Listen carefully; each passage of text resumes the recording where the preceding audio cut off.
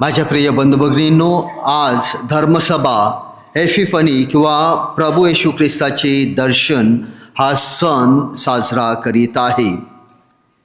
Epiphany हा एक Greek शब्द आहे किंवा ग्रीक शब्दावरून आलेला आहे आणि याचा अर्थ म्हणजे प्रकटीकरण, आणि म्हणून आजच्या सणाला आपण प्रकटीकरण सुद्धा म्हणतो किंवा प्रभूचे दर्शन. याचाच अर्थ असा की देव स्वतःला मानवजातीसमोर प्रकट करतो, म्हणजे आपल्यासमोर प्रकट करतो. हा सण आज आपण साजरा करीत आहोत. ख्रिसमसच्या दिवशी प्रभू येशू ख्रिस्त मेंढपाळांना प्रकट झाला किंवा त्यांना दर्शन दिले. मेंढपाळ हे एकदम साधे आणि गरीब लोक होती, आणि आज एपिफनी म्हणजेच ज्ञानी 3 राजांचा सण किंवा आज 3 राजांना बाळ येशू दर्शन देत आहे. जे 3 राजा आले होते ते परदेशातून आलेले होते, वेगवेगळ्या संस्कृतीतून आलेले होते, आणि म्हणून आज आपल्याला हा सण हा संदेश देत आहे की येशू ख्रिस्त हा फक्त एका समाजासाठीच किंवा एका धर्मासाठीच आलेला नाही, तर संपूर्ण जगासाठी आलेला आहे. आणि ते रहस्य आज आपण सर्वजण साजरे करीत आहोत. आणि जर का आपण एपिफनी या शब्दावर मननचिंतन केलं, त्याचा अर्थ काय? ज्ञानी राजे, ते ताऱ्यांचा पाठपुरावा त्यांनी केला, आणि जिथं तारा नेत होता त्यांना ते त्याच्या मागे जात होते, ते ताऱ्याच्या मागे ते जात होते. त्यांनी आपली जी सुरक्षितता होती, आपला जो आराम होता, ते सर्व सोडून त्याने दूरवर प्रवास किंवा सत्याच्या शोधामध्ये त्यांनी प्रवास सुरू केला होता. आणि शेवटी आज त्यांना त्या सत्याचे दर्शन घडलेले आहे, म्हणजेच बाळ येशूचे दर्शन घडलेले आहे. आणि हा सण आपल्याला हेच शिकवतो की देव वेगवेगळ्या मार्गांनी लोकांशी बोलत असतो. इतिहासामध्ये त्यांनी संदेशांशी लोकांशी बोललेला होता, आजही तो आपल्याबरोबर वेगवेगळ्या मार्गांनी बोलत आहे. आणि म्हणून जे प्रामाणिकपणे सत्याचा शोध करीत आहेत किंवा येशू ख्रिस्ताचा जे शोध करत आहेत, त्यांना येशू सापडतो आणि आजही सापडतो. आणि तिसरं म्हणजे आपली श्रद्धा ही स्थिर नाही. आपली श्रद्धा हा एक प्रवास आहे. ज्याप्रमाणे त्या राजांनी प्रवास केला दूरवर आपला आराम सोडून, त्याप्रमाणे आपली श्रद्धा ही आपल्या जीवनाचा प्रवास आहे. आणि या श्रद्धेमध्ये आपल्याला वारंवार दृढ होण्यासाठी आणि भक्कम राहण्यासाठी आपल्याला आमंत्रित केले जात आहे. आणि आज जे 3 राजे येशू ख्रिस्ताला भेटण्यासाठी आलेले आहेत, ते काहीतरी भेटवस्तू घेऊन आलेले आहेत. या जे 3 भेटवस्तू आहेत, या साध्या वस्तू नाहीत, तर त्याच्यामध्ये एक खोल अर्थ असा दडलेला आहे. ते येशू ख्रिस्ताविषयी, देवाविषयी आणि येशू ख्रिस्ताच्या भविष्याविषयी काहीतरी प्रकट करत आहेत. सर्वात प्रथम सोने म्हणजे येशू ख्रिस्त हा राजा आहे.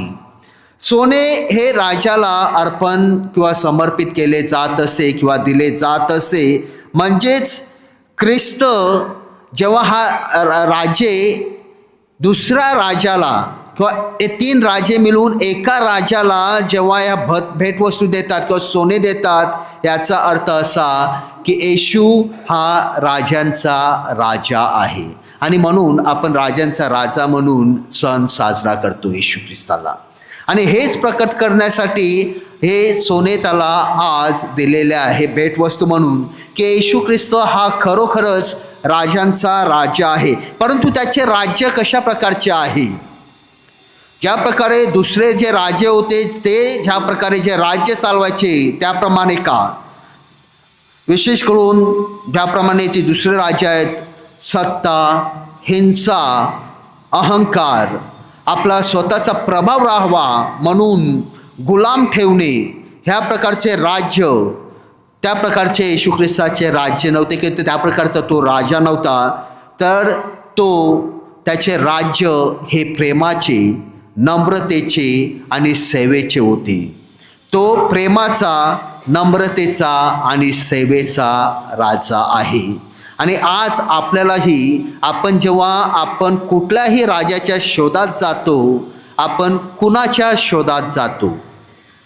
पैसा, हिंसा, अहंकार की प्रेम, नम्रता आणि सेवा? दुसरं म्हणजे धूप, किंवा आपण त्यांना लोबान सुद्धा म्हणतो. याचाच अर्थ की येशू हा देवाचा खरा पुत्र आहे.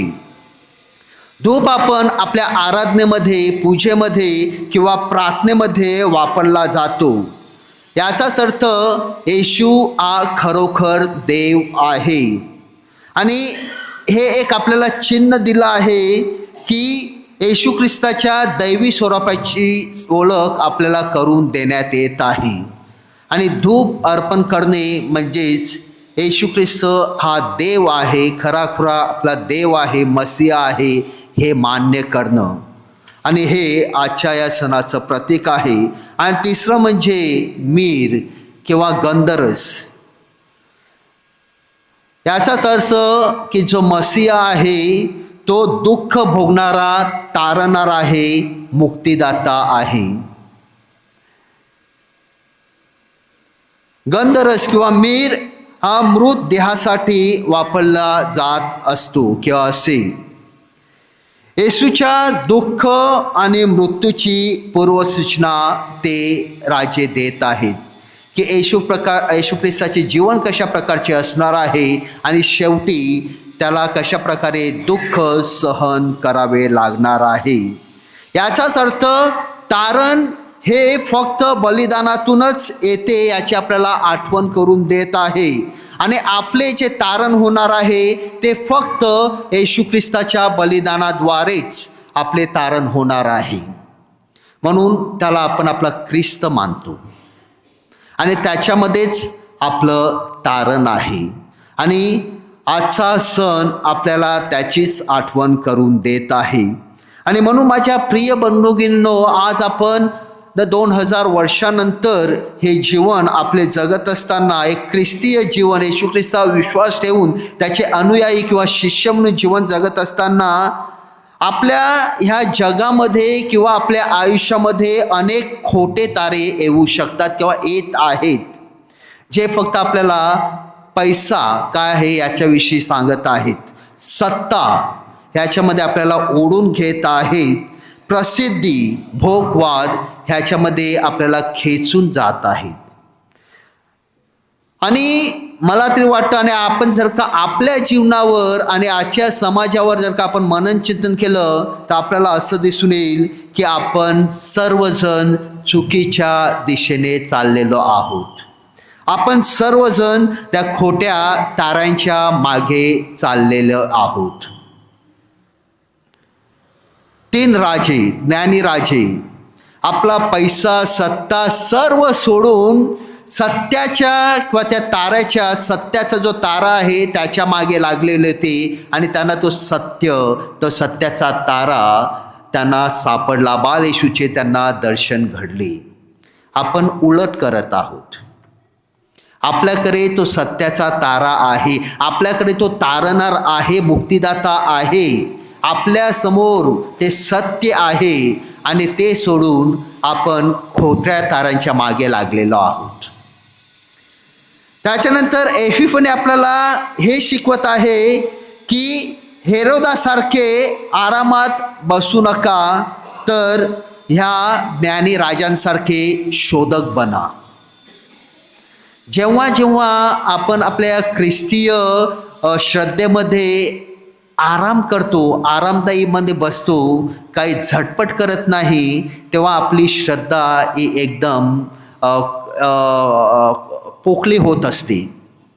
पण जेव्हा आपण आपली श्रद्धा दृढ करण्यासाठी, आपले ख्रिस्तीय जीवन चांगले करण्यासाठी जेव्हा आपण शोधक बनतो आणि त्या मार्गावर लागतो, तेव्हाच आपली श्रद्धा दृढ होऊ शकते.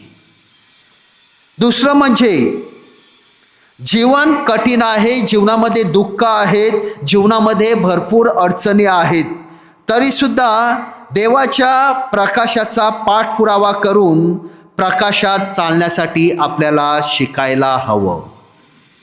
कारण येशू ख्रिस्तच आपला प्रकाश आहे आणि त्याच्यामध्येच खरे जीवन आहे आणि त्या प्रकाशामध्येच आपल्याला खरे जीवन आणि जीवनाची किंमत काय आहे ते सापडणार आहे. आणि म्हणून कितीही अडचणी असोत, त्या प्रकाशामध्ये चालणे आपली जबाबदारी आहे ख्रिस्तीय म्हणून. आणि त्या प्रकाशात चालण्यासाठी आपण सर्वांनी प्रयत्न केला पाहिजे. आणि शेवटी ज्ञानी राजांसारखे दर्शन झाल्यानंतर आपले संपूर्ण जीवन बदलून पुन्हा आपल्या जीवनाचा प्रवास आपण सुरू केला पाहिजे. जे राजे आले होते शोधासाठी, त्यांना मध्ये खूप अडचणी आल्या. हेरोद राजाने सुद्धा त्यांना काहीतरी सांगितलेलं की बालाचं दर्शन झाल्यानंतर माझ्याकडे या, म्हणजे मी सुद्धा येऊन बालाला दर्शन देईन किंवा त्याचे दर्शन घेईन. परंतु बाल येशूचं दर्शन घडल्यानंतर त्याच्या जीवनामध्ये परिवर्तन आलं. ते हेरोदाकडे गेले नाहीत, खोट्या ताऱ्याकडे गेले नाहीत, खोरट्या राजाकडे गेले नाहीत, तर त्यांनी ते परिवर्तन आणून स्वतःच्या मार्गाला गेले. मग कुठेतरी ते सुद्धा येशू ख्रिस्ताचा संदेश देत आपल्या वाटेने जात होते. आणि म्हणून माझ्या प्रिय बंधूंनी, आपल्या जीवनातही जेव्हा आपल्याला येशू ख्रिस्ताचे दर्शन घडतं तेव्हा परिवर्तन येणं हे अगत्याचं आहे. आपण ख्रिसमस साजरा केलेला आहोत, आपण सण साजरे करीत आहोत, आणि जर का आपल्या जीवनामध्ये जर का काही परिवर्तन येत नसेल तर आपण जे सण साजरे करीत आहोत, ख्रिसमस जो साजरा केलेला आहे, त्याला काही किंमत राहणार नाही. आणि आजचा सण आपल्याला त्याचीच ओळख करून देत आहेत, आठवण करून देत आहेत. म्हणून आज आपण विशेष करून आपल्या स्वतःला हे प्रश्न विचारूया की मी कोणत्या ताऱ्याच्या मागे आज लागलेलो आहे या माझ्या जीवनामध्ये, आजच्या या परिस्थितीमध्ये कोणत्या ताऱ्याच्या मागे लागलेलो आहे?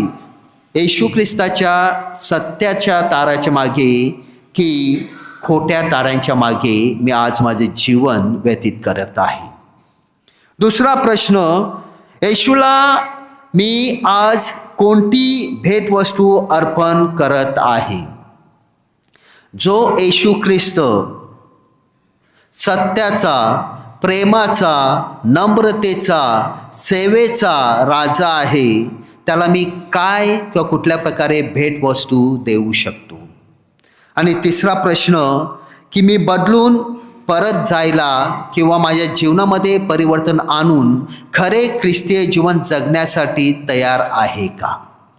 जे आपल्याला येशू ख्रिस्त सांगत आहे, जो मार्ग येशू ख्रिस्ताने आपल्याला दाखवलेला आहे, जी शिकवण येशू ख्रिस्ताने आपल्या प्रत्येकाला दिलेली आहे, त्या शिकवणीप्रमाणे त्या मार्गावर चालण्यासाठी मी आज तयार आहे का?